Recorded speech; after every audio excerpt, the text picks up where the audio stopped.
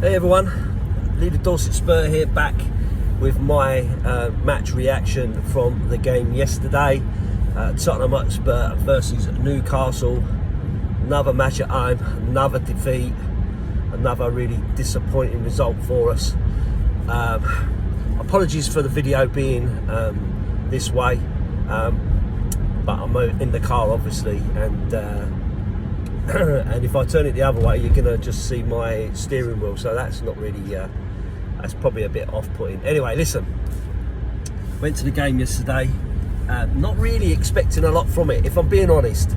I always say I'm a bit of a happy clapper. I never kind of bet against my team. I always expect that we'll get a result one way or the other, so a bit disappointed to have to kind of feel like this was a bit of a free hit, really. Kind of had a horrible feeling about it because Newcastle were in really good form.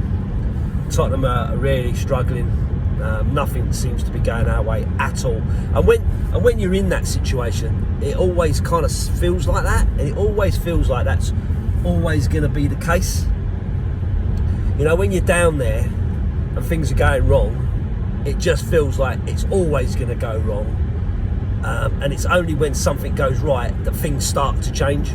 You just need that one moment of luck, that little change that's going to really give you the boost that you need. And so it just felt like a really difficult day was coming. So then, you know, obviously we've got the difficulties with all of the injuries, which we know. And then on top of that, we know that the squad has then been hit with illness, and having been ill myself, still not 100% if I'm honest, 2 weeks in of this virus, and there's a fair few of them around, the COVID virus apparently, and I don't know, they've got all different names for them now, but essentially just a cold. Gives you the sweats, gives you the headaches, gives you the chills, you know, a cough that's just never ending. I still got it now, I could cough at any minute. I kind of felt a bit sorry for the players, because from our point of view, we're not really interested in that. You think, oh, you're ill, yeah, you just get over it, you know, you're an athlete, you know, elite athlete and all the rest of it. You should be able to deal with a bit of a bug. But it's not that easy, is it? To be honest with you, especially when you're being asked to perform at the highest level. So when he said about that, I was really worried about who was going to come in. So Brandon Austin gets his first start. Bit of a baptism of fire for him against a Newcastle side that are, you know, doing really well, you know, grinding out really good results.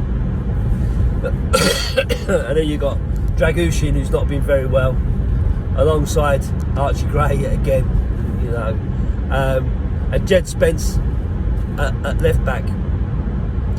So it felt very, it felt like it was going to be a bit of a mission. And then on top of that, you know, you've got an 18-year-old Lucas Bergvall alongside a 20-odd-year-old Papsar, who, to be fair, Papsar's been playing, you know, pretty well. So that felt all right. And then you're looking, you got Timo Werner, Johnson and Solanke, and you think to yourself, this is going to be difficult game. Obviously get off to a great start, don't we? Brilliant start. Bergvall, driving run, really going for it. Here we go, coughing. And then what does he do? Plays a great ball forward to Johnson, who plays it back to Porro, hits it first time. Brilliant cross. So brilliant that you kind of wonder, why don't they do this more often? What, you know, it's probably the only cross we did in that game, only decent one anyway. And of course then you've got Dom Solanke flying header to put us 1-0 up in 4 minutes, and you're thinking, well, there you go, you know, if we can keep it tight, then we've got half a chance. But of course, this is Tottenham, we can't keep it tight, we play out from the back, which I know all these teams do and all the rest of it. And I did think we tried to mix it up yesterday. There was a fair bit of that, Brandon Austin going long, but again, it goes up to Solanke, who kind of either does win the ball, doesn't win the ball, but there's no one around him to pick up the second ball anyway, so it comes straight back at you. So which is why teams don't play long ball punts anymore unless you've got runners around you to pick up that second ball from the knock-on. And we just don't have that. It was just so static. So we were kind of under constant pressure. Of course, we play it out from the back, plays it to Bergvall, or to Saar. Saar plays a poor ball to Bergvall, who tries to play it across, hits Joe Linton's hand, changes the direction of the ball, goes straight to Guimaraes, is it, I think, to Gordon, who, ain't going to miss from there. And Brandon Austin is more than welcome to the Premier League, and disappointed from that. But again, masters of our own downfall, players too static, not moving quick enough, and so on. In the first half, I felt that Newcastle, change your mind, mate, did you? I felt that Newcastle were really trying to bully us, really trying to push us, give us some stick in there. Dan Burn, all over the keeper, pushing him all over the place at the corners and that sort of stuff. Joe Linton smashing Bergvall in the back of the head. Probably not too much in it, but he didn't even get a yellow. So that kind of says everything from it. So I felt that they bullied us, they harried us, they pushed, they kind of kept the pressure on, and we just couldn't really cope with it. And with Dragushin being unwell, really should be cutting out the ball. Spence shouldn't have probably let that ball come in, and then you've got Dragushin kind of sticks his foot out and just deflects it straight to Isaku. Ain't gonna miss from there. And then it's 2-1, and the game's done. You're kind of chasing shadows the whole game. Ange did try and change it second half. He brought in some of the bigger guns. Son comes in, Maddison comes in. Tries to bring a little bit more Basuma as well. Obviously, tries to bring a little bit more experience to it, and we did look better in the second half. But pretty much chasing shadows, to be honest with you. So as I say, he makes the substitutions, brings in a little bit more experience, and we did play fairly well. We had a lot of effort. We had a lot of effort and a lot more kind of opportunity to really kind of get it going. And I think that's what really kind of made the difference in the overall feel of the game in the end, because we didn't just give up. We kept going and kept going and kept going. Jesus Christ, this road's a nightmare. Oh, they're going to let me out. Yeah, this road's a bit of a nightmare. Sorry. So bit of a bit of a pride kind of came back into the game. We huffed and puffed and pushed and everything, but ultimately still not enough, still not clinical enough to be able to, at least get a draw out of the game, which is something that most teams that have a bit of luck on their side would get. But it was interesting to see Reggie get a game as well, who, to be fair, I didn't think did bad, all things considered. I thought he did all right. Spence going into centre back again, didn't really do too much wrong, worked really hard. And Bergvall, I thought overall had a good game, but I know the decision to kind of take him off was kind of met with a little bit of booing, but I'm not sure whether that was specifically about that or whether it was to do with the Gordon incident, because Gordon had been down for a while, and when he got up again, he got a bit of stick for faking it, which he clearly hadn't. But yeah, so I was a bit, I'm not surprised at the boo, but if it was related to that, it was, a bit crazy really, because okay, he was doing well, but I don't think you're gonna get too good with a Maddison and Bergvall combination in a game like that, where you're kind of getting overrun in midfield. and you need that little bit of steel that Basuma would have brought into it. Hence why kind of Sarr went off as well, to get a bit more energy in there. But of course, what this does is it kind of puts even more spotlight onto Ange, because we've been moaning about not having enough players and injuries and so on and so forth. And yet, when you kind of look at it, you bring in Brandon Austin, had a good game. You're bringing in Reguilon, who didn't do too bad, gave you a little bit more balance because that is his position. Started to play Spence a little bit more, shows a little bit of versatility in there. And all of a sudden, and then he's bringing in, like you say, Bergvall, who had a decent game. All these options that he's kind of avoided and played the same players that have then gone off and got injured. So it doesn't really help his case.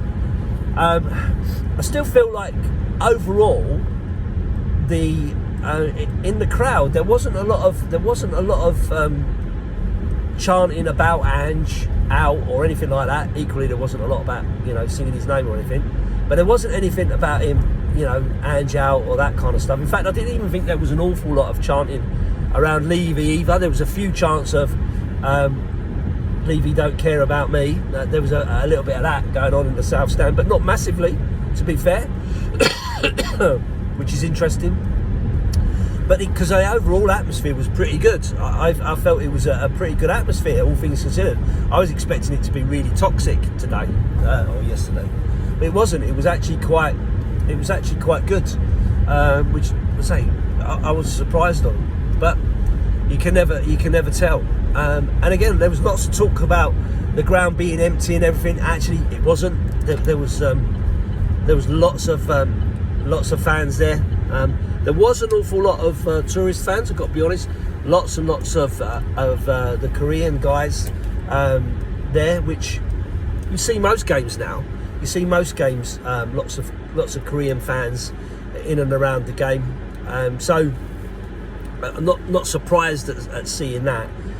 But not overrun into the extent that there wasn't a lot of regular faces all around me. All the regular season ticket holders were all there as normal. So a lot of the people that I kind of see around all the time were all there. The pubs that had a lot of the same people in and everything. Bearing in mind this is an early kickoff as well, which is not great. And there was problems with the travel arrangements, the trains, and all the rest of it, which don't make for a good experience for anybody. But yeah, I mean, overall, obviously, really disappointing to lose yet again. And you just kind of think to yourself, when's our luck going to change? When is it going to change? But we'll see. So, of course, we've made our first signing, got a new goalkeeper in, which is ironic when you consider that Austin had a decent game, right? So you think, well, I don't know what, maybe he just needed his chance to come in. I don't know where that kind of leaves us. Is this new guy going to be the number 2? So where does that leave Forster? Where does that leave Austin? Has Austin done enough to kind of put himself a little bit further back into the contention? And maybe that means Forster, he's kind of had his time and time to move on. And again, I don't think he's done, really badly. I just don't think he's done brilliantly. He's done some good stops and all the rest of it, but he's not the greatest with his feet. And I did think Austin mixed it up a little bit yesterday. He did kind of play out from the back, and he did kind of go a bit longer when he needed to. Use his hands as well, threw the ball out a few times and stuff. But we just got to get that mobility right. We've got to get that balance right in midfield and get some of that strength in defence that you really, really need. I know we've still got a really rough time to come. I'm just not sure that getting rid of Ange now is the right decision. I really don't. I just worry that who's available to come in? Are they going to do any better with this current squad, given the way the squad is? And this is a rebuild, and a rebuild isn't going to happen over two windows. Like I said before, there's a lot of players going out this window, or the last window. Need some intent in this one to really give the fans some belief that we are trying to go in the right direction. January is always a really difficult one as well, so it may be we have to wait till the summer to get anything meaningful. But at the same time as that, you just want to see something, do you? You just want to see some hope. You know, the one positive for me is that all the games we've lost by 1 goal, apart from Liverpool. Fine margins, odd mistakes, players not playing to the best that they can do, not having the options on the bench to be able to change it and mix it up. And you know, players are going to go through difficult times. It's like Son yesterday, didn't feel that he had his best game. It feels like he's playing with some level of injury or something. Made one really good run, but apart from that, he was kind of playing back all the time, playing it safe, not really stretching his legs, not really taking anybody on, keeping it intricate. Whereas you don't need that. You need some real effort. And I think, you know, Medicine came on and really looked sharp. He looked decent. Just need that bit of luck. But the debate about Ainge is going to go on and on and on. But for me, it just feels like at the moment the crowd in the stadiums are not against him. The board doesn't seem to be against him. They're taking on board the fact that we've got these real injury problems. We're going through a real difficult time in the middle of a rebuild or the start of a rebuild. But that could change very, very quickly. Go out to Liverpool or get absolutely smashed again by Liverpool and take away the Carabao Cup. That's a problem. Tamworth, big banana skin there. How do we feel about that? And then, of course, the game against Arsenal, which, you know, no one wants to lose that game. Don't want to lose that game badly either. That could all start to unravel, and Levy could then press the eject button, and then we go again. Another 18 months with another new manager, another new philosophy, another new change, another new rebuild. Levy gets away with it for another 18 months until we just repeat the same old thing. I don't know. But listen, you know, guys, this is just my opinion. You guys are all entitled to yours, and you can think what you want and decide what you want. And I know a lot of you are real Ange out people. That's how it kind of feels. But listen, another difficult game, another difficult defeat. Something's got to change soon. Something's got to get better soon. Let's hope so. But anyway, look, I'll leave it here. We'll have a proper debate on Tuesday when we do the shooting the shit. The live show. If you're around and you're available, please come along and give us your views, ask a question, whatever, hear what we've got to say we could do with the support. So I'll leave it there, and keep the faith. Thanks for watching, and as I say always, up the Spurs.